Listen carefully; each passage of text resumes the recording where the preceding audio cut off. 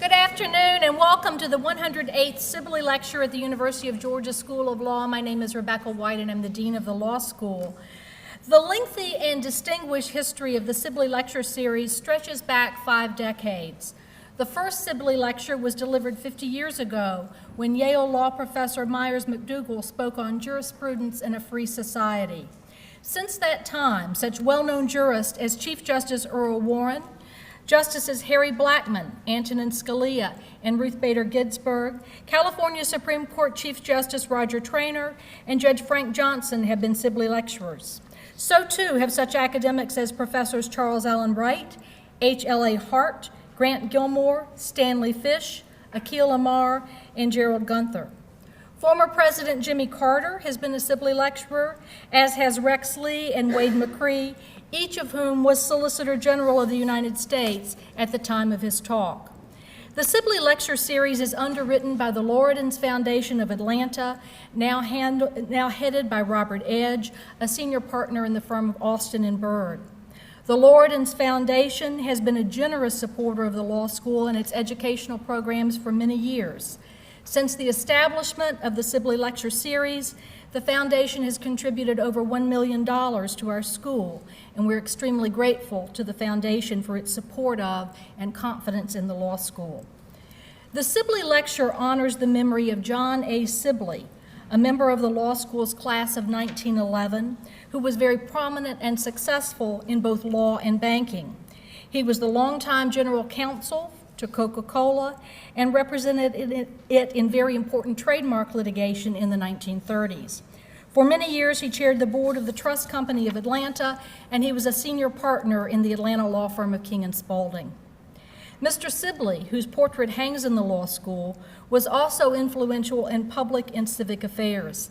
In the late 1920s, he played a major role in the campaign that led to the construction of this building, and he was an important player in the effort to obtain full accreditation for the law school in the 1930s. In the 1960s, when many in Georgia fought desegregation and sought to shut down our public schools, Sibley chaired a commission appointed by Governor Ernest Vandiver that conducted hearings throughout the state and urged a calm approach to the issue. That effort laid the groundwork for this state's largely peaceful transition to racially integrated public education. John Sibley died at the age of 98 in 1986. To introduce the latest in a long line of distinguished speakers in this series, it is my pleasure to call upon my colleague, Professor Diane Amon. Professor Amon holds the Emily and Ernest Woodruff Chair in International Law. She is a graduate of Northwestern's Law School. She is a former law clerk to United States Supreme Court Justice John Paul Stevens, whose biography she is currently writing. Professor Amon practiced law at the San Francisco firm of Morrison and Forrester, and she was a member of the law faculty at UC Davis for 16 years before joining our faculty in the fall. She teaches courses in the international law area, and she is undoubtedly one of the world's leading international law scholars. It is our pleasure and our honor to have her on our faculty. Please join me in welcoming Professor Amon.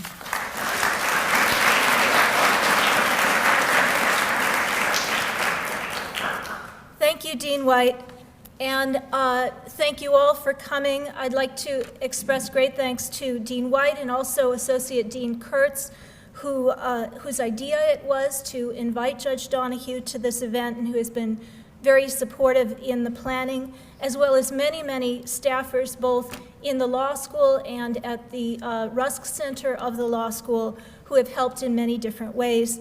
A particular shout out to Elliot Engstrom, your classmate, who has been tireless in helping acquaint you with this event and encourage you to come. I'd also like to welcome over in the jury box the director, executive director and vice president of the American Society of International Law, Elizabeth Anderson. Her colleague, Jackie Barras, is hiding in the audience. They have both come in from Washington, D.C. to attend this event and also to begin making acquaintances with those of us at Georgia, because we are going to be honored the weekend of October 19th with the mid-year meeting of the American Society, which will be held here at the law school. And so they're beginning to work on that planning. And then finally, I'd like to welcome Charlie Honeycutt, who is a partner at a Washington, D.C. law firm. He is an alumnus of Georgia law, former editor-in-chief of the Georgia Journal of International Law, and we are delighted that he is here today to support this effort. Judge Joan Donoghue was elected the American judge to the International Court of Justice in 2010. That court was established in 1945 as part of the Charter of the United Nations to handle disputes between countries throughout the world. It has about 15 members. Up until, well, I should say perhaps its first 50 or 60 years, all those members were men. It welcomed a woman in the 90s who became its president or chief judge. Following her retirement, 2 more women came on in the same year in 2010, Judge Donoghue and her Chinese counterpart. Today there are 3 with the addition of a judge from Uganda. There are 15 judges on the court altogether from countries around the world. Before she was elected by the General Assembly and the Security Council of the United Nations to her post, she had served a distinguished career as a government lawyer. At the time of her election, she was serving as the principal deputy legal advisor and had served as the acting legal advisor to the U.S.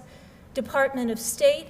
That means she was at times the #1 and the #2 lawyer in the legal department of the United States State Department, advising Secretary of State Hillary Clinton, Secretary of State Condoleezza Rice, and their predecessors on matters involving international law and the U.S. government. She had been there for many years, since 1984, and also did stints as general counsel and deputy general counsel both at Freddie Mac and the Department of the Treasury. As she served in the State Department, she earned the Distinguished Honor Award, which is the highest award that the Secretary of State can give. Before she entered government service, she served 3 years as an associate at Covington and Burling. Before that, she was educated in the public university system, as you all are now being, and as I myself was. She holds a double BA, a BA with honors in Russian studies and a BA with honors in biology from UC Santa Cruz, and she earned her JD from Cal Berkeley. She has adjuncted at George Washington Law School. We learned at lunch today that she is one of 7 children. She's published widely on matters of international law. She herself is a member of the American Society of International Law. Without further ado, I'd like to welcome her to give her lecture, which will be followed by a reception downstairs in the rotunda. You're all welcome to that, and any students who would like to attend her 5 o'clock chat with students in the Sanders Boardroom of Rusk Hall are also welcome there as well. The title of her talk is The Role of the World Court Today. Please join me in welcoming Judge Joan Donoghue.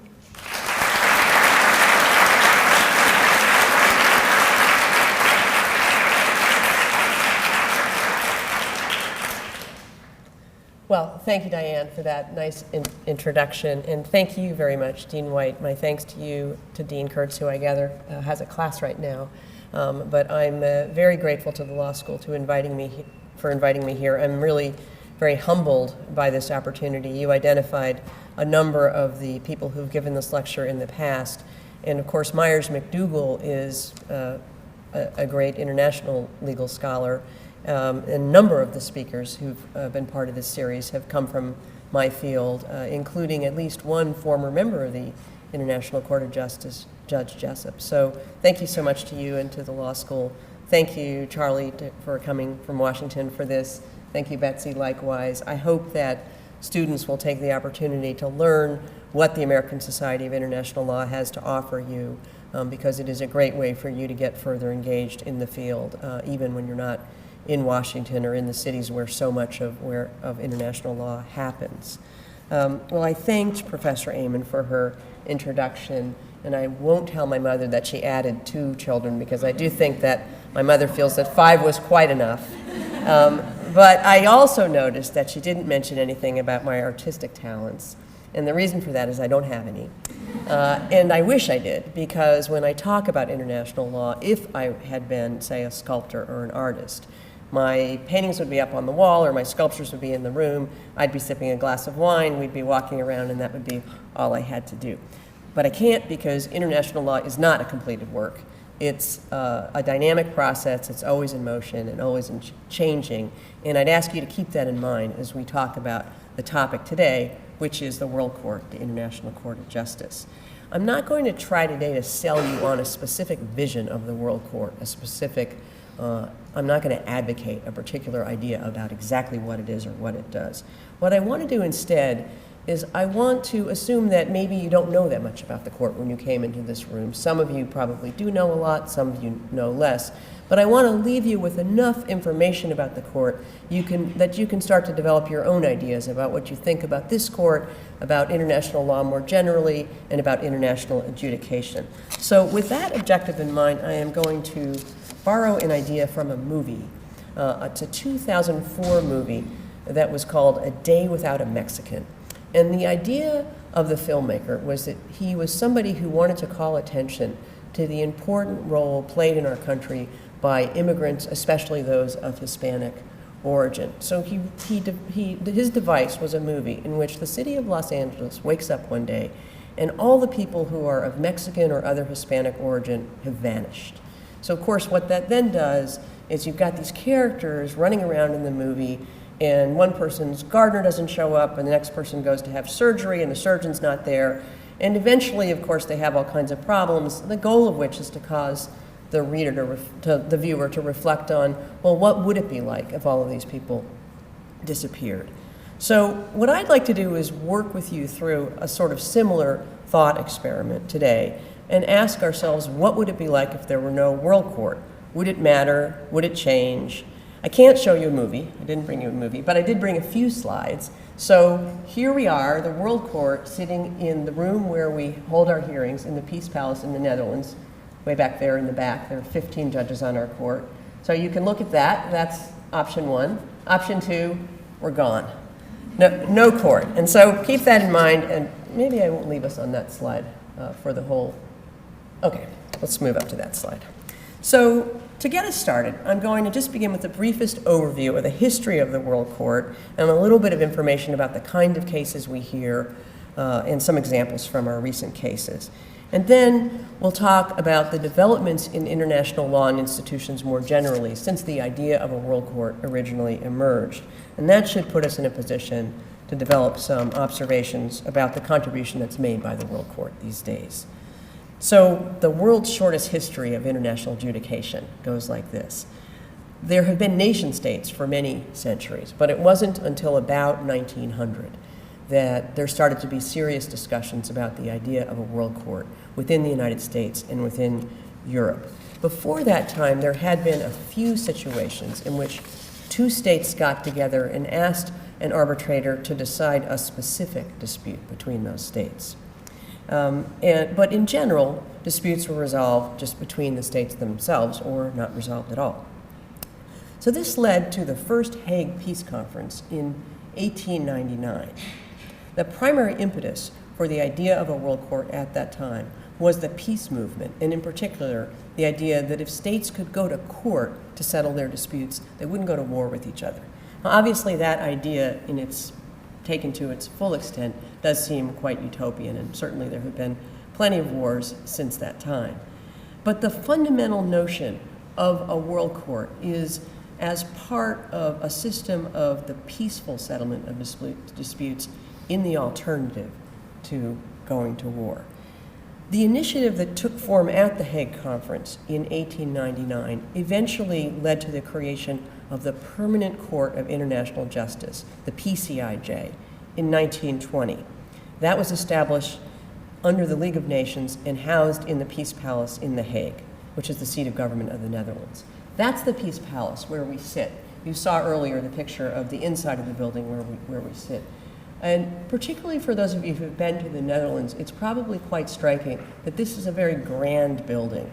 It was built that way deliberately to symbolize the grandeur and the vision of the idea of a world court, something with some majesty and seriousness of purpose. And that's why I wanted you to see a picture of the building.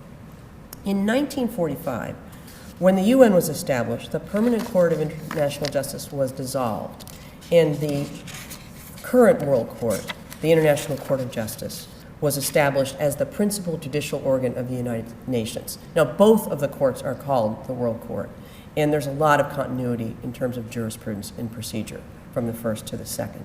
The PCIJ, set up in 1920, was innovative in two important respects. First, the PCIJ was a standing court, not just a tribunal that was set up for particular cases. And second, states could agree in advance to submit future unknown disputes to this court. So the PCIJ was created not by parties to a dispute, but by the world community, and was accountable, therefore, to this broader world community, not just to the states that were parties to a particular dispute. From the very beginning, there were competing views, especially within the United States, about this idea of a world court. Some people had their reaction that the idea of states transferring their sovereignty to a world court was inherently problematic. Some were very doubtful that a world court could ever be a place that could avoid wars and other problematic means of resolving disputes. And others were fervently convinced that this kind of mechanism would make a contribution and was important. So now I want to tell you a little bit more about the court itself. As Professor Amen mentioned, it's comprised of 15 judges from around the world. There can never be more than one judge of any nationality. We're nominated by our home countries, but we don't work for them when we're on the court. We're independent of our governments. And to get onto the court, we have to be elected both by the United Nations Security Council and by the General Assembly. The ICJ decides two kinds of cases. First, the court has authority to render advisory opinions in response to other organs of the United Nations. For example, in 2010, the UN General Assembly asked the court whether the Kosovo Declaration of Independence was in accordance with international law. Most of the court's caseload, though, about 80% of our cases, is in the form of cases that we call contentious cases. These are cases where one state brings a case against another state. And I should say, by the way, when I use the word state, I'm talking about nations, countries. That's just the way international lawyers talk, and I apologize, I should have mentioned that earlier. So our cases look a little bit like a civil case, except that we're applying international law, state A versus state B. We don't decide criminal cases at all. We don't decide any cases where a party before us is an individual. And later I'll talk about some other courts that do that. So here are some examples from a recent case. Last month, we held a hearing in a case in which Belgium alleges that Senegal has violated its obligation to extradite or to prosecute the former dictator of Chad for offenses against his population that he committed while in office. Australia has brought a case claiming that Japan's program of whaling in the Antarctic violates Japan's obligations under the Convention on the Regulation of Whaling. We have a case brought by Ecuador against Colombia in which Ecuador claims that it was injured by Colombia's program of aerial herbicide spraying. And we have, and the court always has had, a number of boundary disputes. And if you think about it, that's not surprising because boundary disputes occur in border areas where people are often fighting. When you think of the word border skirmish, it's not kids wrestling on the playground, it's people shooting at each other and killing each other. Also, disputes about boundaries usually have a very high degree of legal content. There may be a treaty that's in dispute, there may be questions about the correct interpretation of the law of the sea if it's a maritime boundary. So, as you can see from that little survey of the kinds of cases we hear cases on a wide variety of topics within international law and cases that come from around the world. So I mentioned earlier that the ICJ was created in the UN Charter, but the UN Charter does not require all states to come before the court. There was consideration of that idea of mandatory jurisdiction when the UN Charter was being drafted, but mandatory jurisdiction was strongly opposed by some participants, including the United States and the USSR. So instead, the ICJ has jurisdiction in contentious cases only if a state consents to the court's jurisdiction. The states can consent in advance to jurisdiction of the court without knowing which particular disputes they're consenting to, in one of two ways. The first way is states can accept the court's compulsory jurisdiction as a general matter under what is sometimes called the optional clause of the court's statute. They have the option of consenting across the board, or if they want, they can consent while excluding certain kinds of certain kinds of disputes.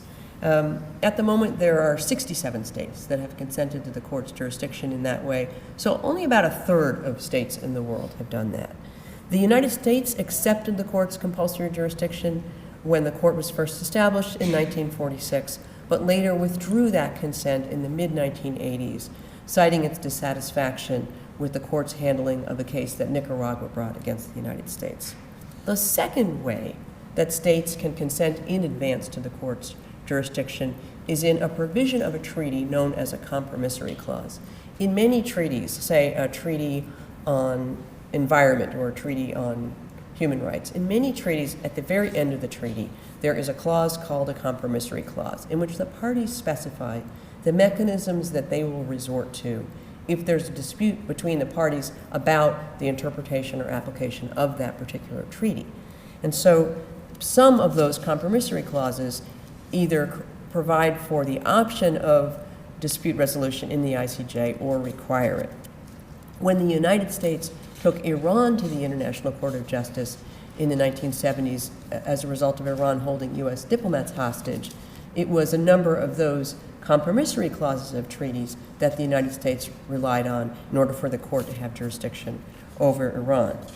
Now, the United States continues to be a party to a number of treaties that require International Court of Justice jurisdiction. But since the 1980s, since it withdrew from optional clause jurisdiction, the United States has also avoided signing on to treaties that require it to go to the International Court of Justice. So, in addition to these two ways of consenting in advance, it's also possible for states to come to the court to ask the court to decide a specific dispute. Sometimes parties come jointly to the court, or sometimes a party will bring a case against a state that hasn't consented to jurisdiction, and the state, upon being presented with the case, will just decide to consent in respect of that particular dispute. When observers focus on this consent-based jurisdiction, there often is one reaction or the other. Some say, why would a state ever consent to letting an international court decide a dispute that it has with another state? And others say, well, what can be done to expand the jurisdiction of the ICJ? What can we do to get more states to sign up? Or why can't this consent requirement simply be eliminated? There's a lively literature on this issue that I won't go into here, but I think it's important to reflect on just the number of factors that go into that decision by any particular national leader or his or her legal advisors. Signing up for ICJ jurisdiction creates a forum. You've signed up, and so you can bring cases in that forum. It may signal fidelity to international law, confidence that the state will adhere either to international law generally or to a particular treaty that is important to that state. But on the other hand, it introduces an element of uncertainty and risk, because even if the national leader is firmly convinced that he or she will lead the state to comply with international law, one can never be certain that one's own view of the law and facts will be the same view of these 15 judges from around the world who are on the World Court. So these key structural features of the court that I've described now are not easily changed. The procedure for amending the court statute would require 2/3 of members of the court, of the UN, including all 5 permanent members, to make a change. So the court looks the way it is, and its core features are difficult to change. But in the meantime, while the court has been there, as I've described it, since 1946, the world of international law has changed substantially around it. And I want to talk a little bit about some of those changes. First, international law has changed. It's much broader and it's much deeper than it was. It's broader because entire fields of international law that we now study as separate courses in your law school didn't exist when the World Court was envisioned. You have classes on international environmental law, for example. I saw Professor Meyer come in, and that wasn't a field until probably maybe even the 1980s. International criminal law. Who thought about it? Trade law has exploded. So it's much broader, but it's also much deeper. And what I mean by that is international law, as originally understood, was a body of law that governed the relationships among states, but particularly with the advent of human rights law. It's a body of law that now increasingly governs as well the relationship between a state and its population. And by the way, one thing that has come with that is also an increasing resort to international law within national courts, deepening the relationship between what happens in the national legal system and the international legal system. For our purposes, the other big change that's especially important is the emergence, since the creation of the World Court, of a great number of other international institutions and bodies, some of them bodies formed by governments, and other important non-governmental bodies that have increasingly played a role in the shaping of international norms. When I took international law as a first-year student at Bolt Hall in 1979, the casebook that I used had a chapter on international adjudication that described the International Court of Justice and then mentioned 3 other courts. 2 were European courts, and the third was another regional court that at that time was already defunct. But now, depending on how you count, there are probably about 20 to 25 standing courts in the world. And if you count all the kinds of quasi-judicial and arbitral bodies, you get a number closer to 90 based on one study that's been put together.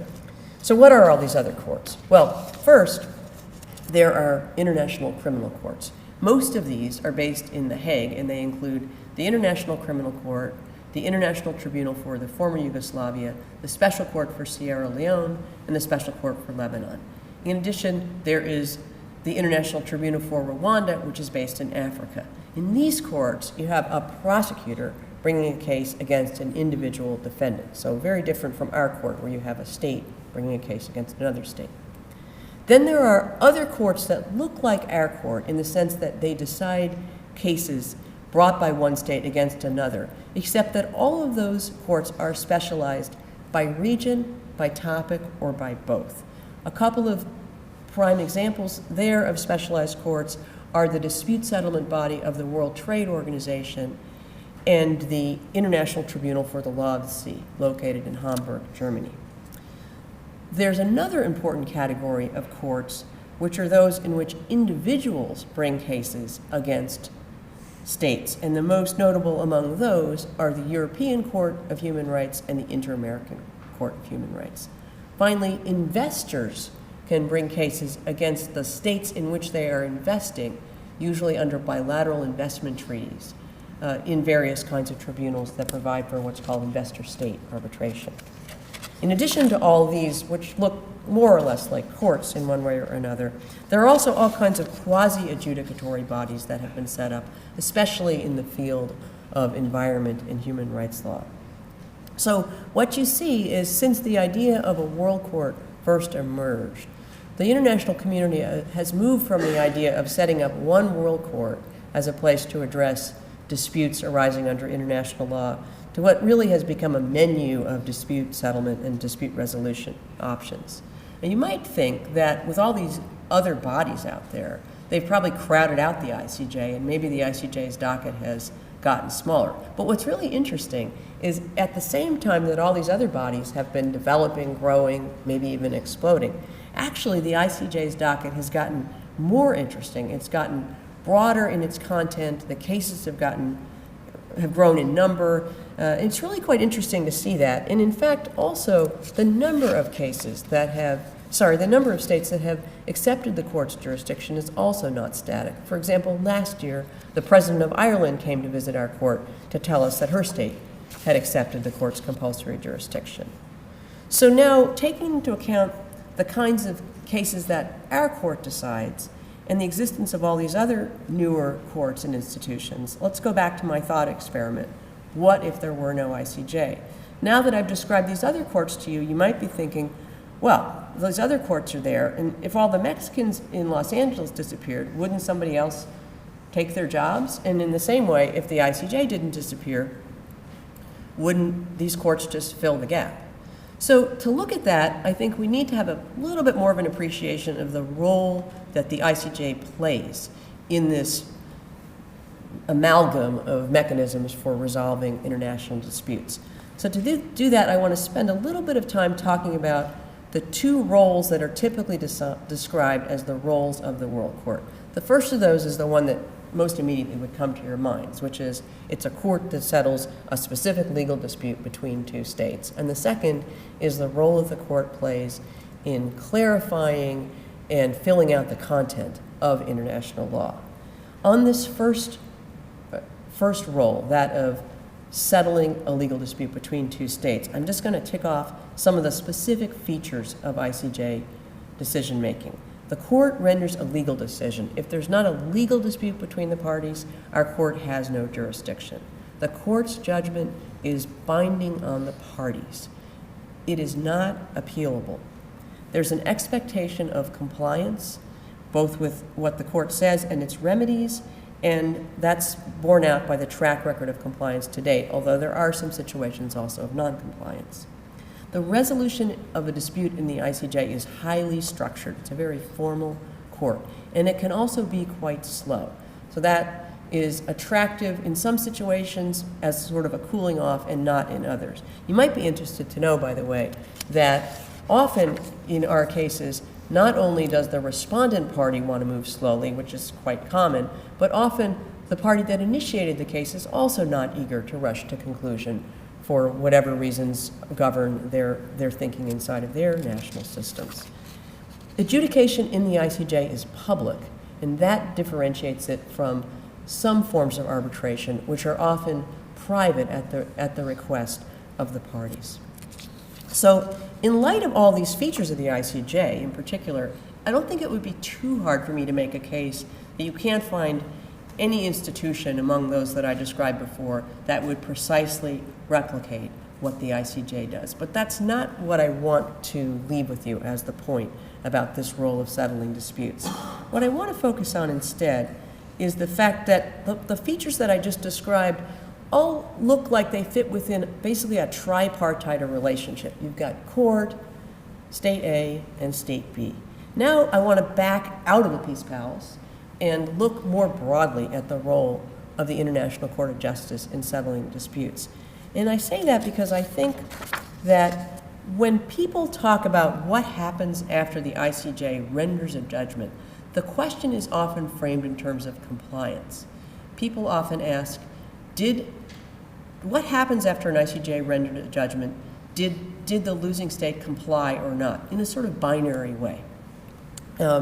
I think it makes sense to ask the question in a slightly different way and ask, how does the ICJ's judgment influence the peaceful resolution of disputes? And I think what we'll see is that in some cases, the ICJ's role is only really kind of bears fruit because it is a role that takes place in the context of all of these other kinds of organs of the peaceful resolution of disputes operating out there as well.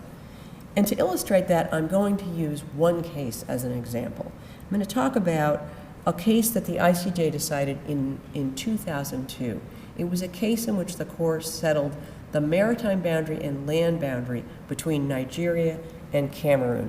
Like many border disputes, this was one that had been going on for a while. It was very heated. People were getting killed in the border area. When the ICJ rendered its judgment in 2002, it awarded significant areas of land to Cameroon, including an area called the Bakassi Peninsula, in which a large number of Nigerians lived. The court ordered each party to get out of the territory that the court had assigned to the other party, and specifically to withdraw its military, police, and administrative personnel expeditiously and without condition. After the judgment, soon after it, Nigeria's president made some worrisome statements. He said, for example, that Nigeria neither accepts nor rejects the court's judgment. And in so doing, he invoked federalism concerns that resonate for us here in the United States.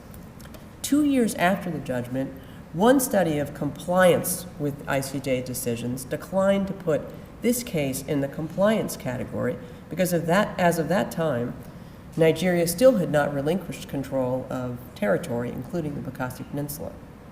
The former transfer of the Bakassi to Cameroon took place in 2008, so 6 years after the ICJ's judgment. And it's only now in 2012, 10 years after the judgment, that the parties are finishing the work of delimiting the boundary.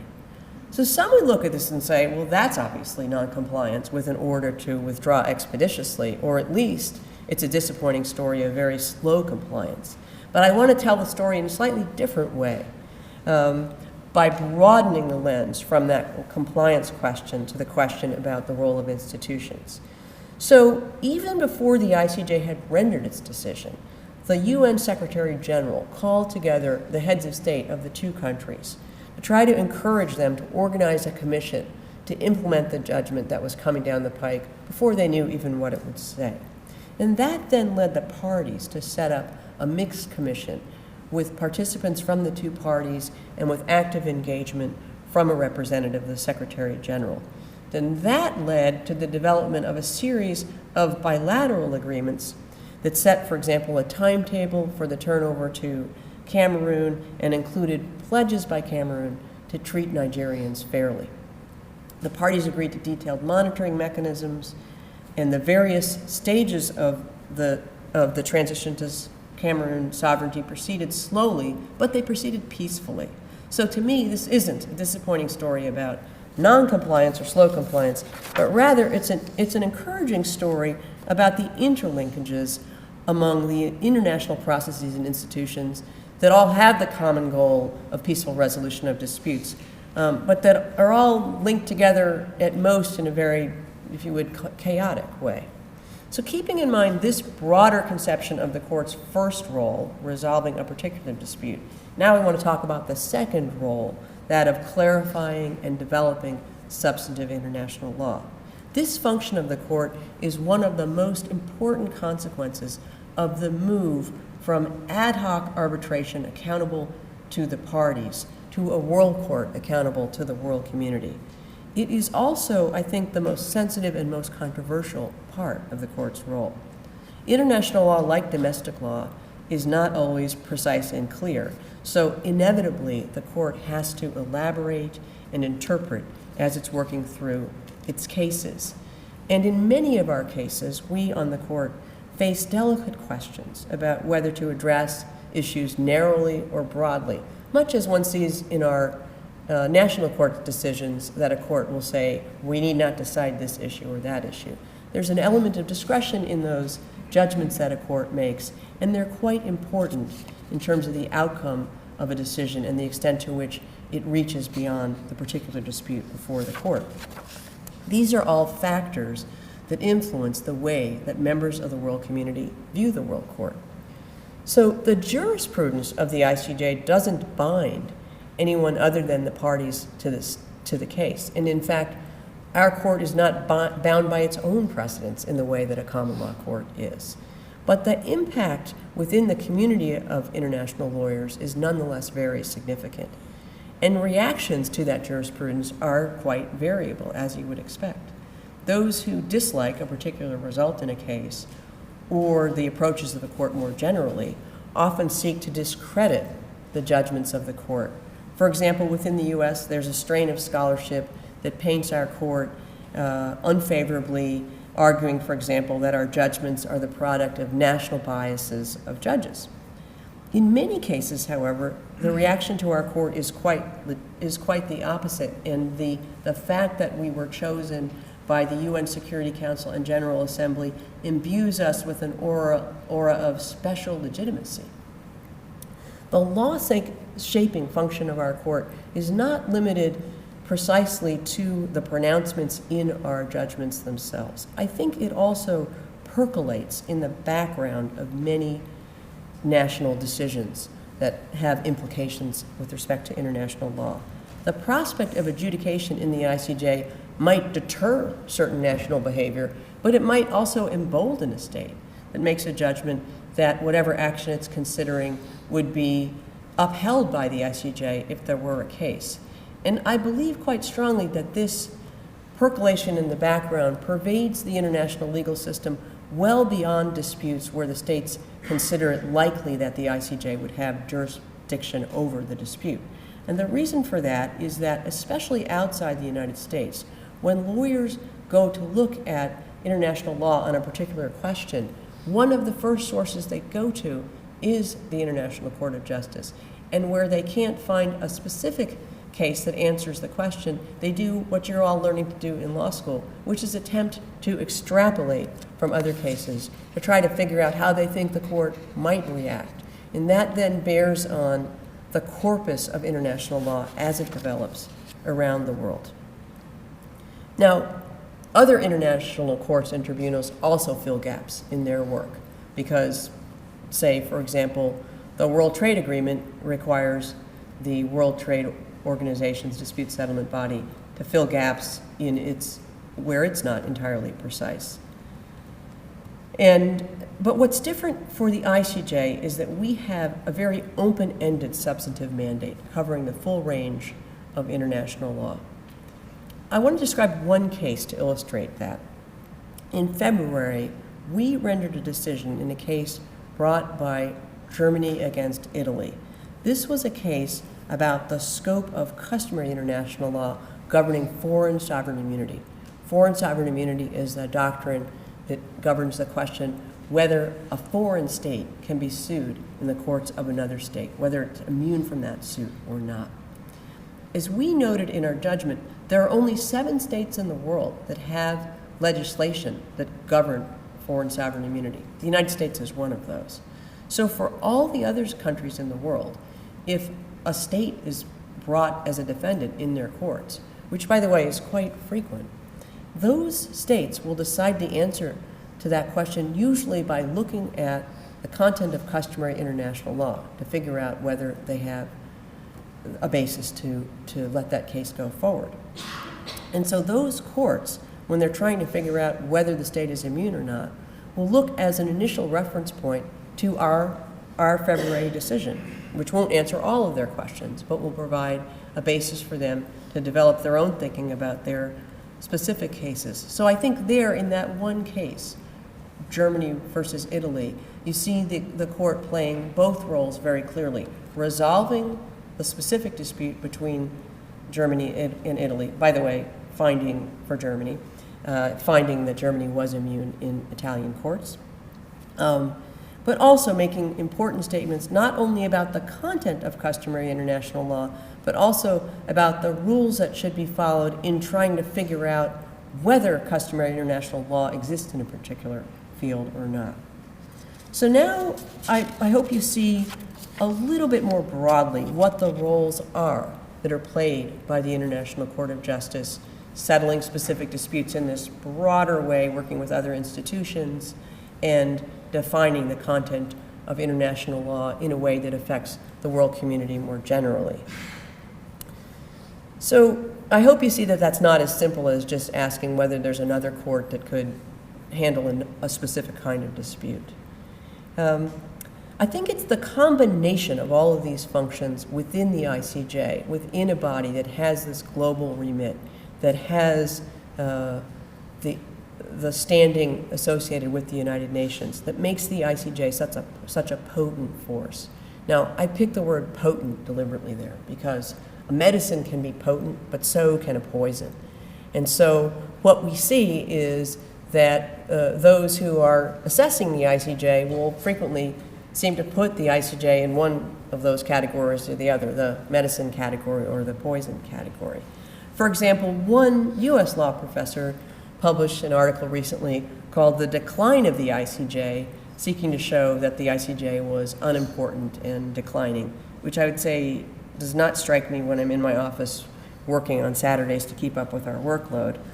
But I contrast that very negative view of our court with the perspective, for example, of a young Bosnian diplomat who I met a couple years ago, who told me in a very moving way about the effect in her country on individuals and on her government of the court's decision in 2007 that the former Yugoslavia had violated international law by preventing acts of genocide in Srebrenica. So these are just two very different worldviews born of entirely different experiences and expectations. It's really clear that those two individuals, if we were watching a movie called A World Without the ICJ, would have very different ideas about whether such a world was a good or bad thing. So that brings me back to my slides and to the question that I started with. And I want you to think about which you prefer. That, there we are, the World Court, or, oops, oh, I blew it, or this, empty courtroom, no World Court. As students in a great American law school, your professors constantly challenge you, I'm sure, by first asking you to embrace one position, and just when they've got you convinced that that position is right, they then tear it to shreds, and sometimes if you're unlucky, you feel like they're tearing you to shreds as well. But it's that process of constantly questioning and constantly reflecting on things that you as law students need to hold on to as you move forward in your career. Because it's when you become too certain in your views that you lose your ability to really think carefully about questions like, is the World Court a good idea or not? When you think about the World Court, I also ask you to keep in mind the fact that we're not talking about an institution that was created in the context of a well-defined legal system like the one we have under our Constitution. This is a broader legal system that's constantly in motion, it's always changing, and it will always continue to change. It's decentralized, it's diffuse, and that can sometimes be confusing. But it's also what makes the field exciting for those of us who practice in it. Because whether we're judges, as I am, professors, as some of your distinguished professors here today, whether we work for NGOs, we represent investors in investor-state dispute settlement, maybe we work for companies that have international disputes, all of us, because of the way this system works, our activities all contribute to the shaping and the content of international law. It's not like we are looking through a telescope like an astronomer at distant stars. What we do shapes and defines the content of the field. That's why I like the field. That's what makes it exciting. So I said at the beginning that I'm not an artist, and that is absolutely true. For example, I never could have created anything like Michelangelo's David. The field I work in looks much more like Michelangelo's unfinished sculpture of a slave. What I like about it, though, is knowing that I don't know what that leg will look like or the head will look like. But what's exciting is that by serving on the World Court, I get to help define that leg and fill in the features on that face. And I hope that those of you who pursue careers in international law will also contribute to the field in that way. And I thank you so much, and I look forward to hearing your questions.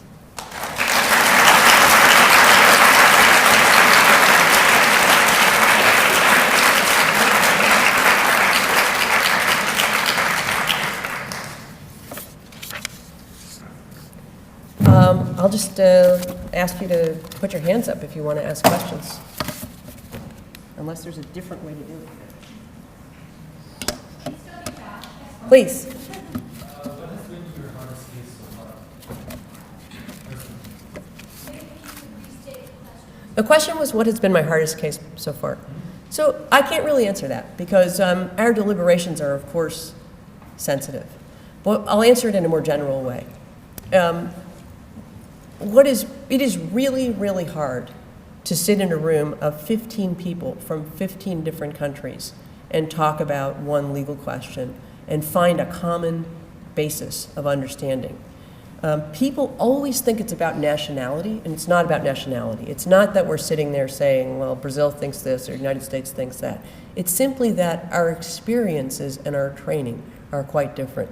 And the distinctions between the common law training and the civil law training, for example, influence the way we approach public international law questions. We're applying the same law. We may all agree that the Vienna Convention on the Law of Treaties governs the question, but the way we approach it is often quite different. And so it takes a lot of work to think very carefully about why we're approaching things differently and to try reformatting questions in ways that work better for other colleagues. For example, civil law trained lawyers don't like to talk about burden of proof. It's something that they find confusing or distasteful. I can often communicate the same point to them, but I have to not use that vocabulary because they don't like it.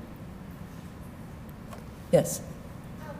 What do you think about Germany versus Italy specifically? Do you think going forward, less citizens will have reparations now as a result of that decision? So the question was, what do I think about Germany versus Italy? Do I think that going forward, fewer citizens will have reparations? Right, because the Italians in that case actually did not get reparations as part of the reparations scheme, so that could set a precedent worldwide. So the Italians in that case didn't get reparations. What do I think about the decision? Well, I was one of a very huge majority of the court that voted in favor of it. So I think that answers that question. Where will it lead in terms of reparations? I mean, these are the kinds of sort of background facts for a court that are difficult. If one looks carefully at the case, you will see that there are competing views of the facts that the parties put forward and that the court did not decide. The biggest question that the court did not decide was whether Italy had actually waived the claims of its nationals in earlier agreements. If it did so, then it means that those Italian individuals who haven't gotten reparations have a complaint actually against their own government because Italy received lump sum payments and chose to allocate them. So that's a question that we did not decide. So that's uncertain. Will it lead to fewer reparations? It really depends on whether you believe that national courts ultimately would have been a fruitful avenue. It's not been the way generally that states have sought to pursue the question of reparations. The only other situation outside of Italy where it had occurred was in Greece, and actually the Greek case that found that the case could go forward was also one that was then overturned by the court in Greece that was charged with that. Any other questions? Yes. You mentioned that the 15 judges embraced really a worldview instead of a national perspective when applying international law. Does that change in contentious cases when you have additional judges from those particular states that sit particularly only on that case? Yeah, the question was whether the link to a national view is more prominent when we have these extra judges. Let me explain that we are a court of 15 judges, but we have a practice that derives from arbitral practice that will sound very strange to those unfamiliar with it, which is that if a state brings a case against another state, and let's say Germany, Italy is a good example. The case was brought by Germany. There happened to be a judge of German nationality on our court. The Italians get to add a judge so that there's never a situation in which there's a sense that one state has a judge on the court and the other doesn't. In that case, the Italians added a judge of Italian nationality, but they frequently don't do that. I just want to say, on the question of nationality, I don't want to suggest that nationality is irrelevant to the way we think. It inevitably, it's part of our DNA, so we can't really avoid it. In the case of ad hoc judges, again, we're talking about what happens inside the deliberation room. So I want to be cautious, but I would say that there are a wide variety of approaches that they bring to the issue. An approach that I like, which one sometimes sees, is an effort to make sure that the views of the particular state that asks them to serve on the court are well understood by the court, but then drawing a distinction between the observations that they offer wearing that hat and their views on the substance itself, which can be quite effective in terms of their contributing. But there is quite a range of ways that individuals approach that role. Maybe one more question? See one there? Yes. I know that you said something about the U.S. in the 1980s came back with original agreement to allow the meetings. Has there been talks since then of maybe rejoining, being part of the full compliance? So the question is, the U.S. Withdrew its acceptance of the court's compulsory jurisdiction in the 80s. Has there been talk since then of the U.S. Again submitting to the court's jurisdiction? I think the best way I can answer that question is the question comes up a lot. There are those who say that the United States should, and they believe that the United States should, even if there's a risk that the United States might lose some cases, because you really can't submit to a court's jurisdiction without being prepared to take that risk. And then there are those who feel quite strongly that it shouldn't. I don't think the case for the U.S. Returning to that position has strengthened in recent years, because one of the things the U.S. was so upset about in the mid-'80s was the way that the court addressed questions related to the use of force. And some of the more recent decisions have also been criticized within the U.S. by those who were unhappy with the Nicaragua decision.